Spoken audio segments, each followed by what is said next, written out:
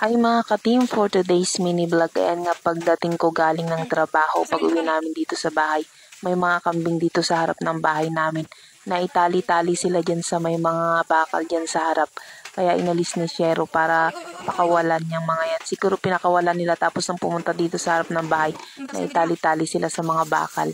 At ito nga naglinis na ako ng ulam naming bangus. Yan, ipiprito ko lang yan kaya ikinote ko lang siya sa crispy fry kasi para hindi siya matalsik.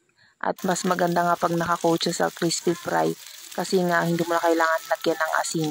Masarap na yan. Tapos ang bango niya pa. At saka itong prito ang gusto ng mga bata kaya ito ang ginawa ko, pinrito ko na lang kasi pag may sabaw halos hindi sila nag-uulam, silang nag-uulam. Ito na nga itsura niya nung naluluto. Maganda pag may crispy fry kasi para hindi siya masunog. At ito nga, kakain na kami ng hapunan. Nag-pray lang si Ate Ashley dyan. At kumain na kami para sa aming hapunan. Ito lang po. Bye. Thank you for watching. See you in my next mini vlog.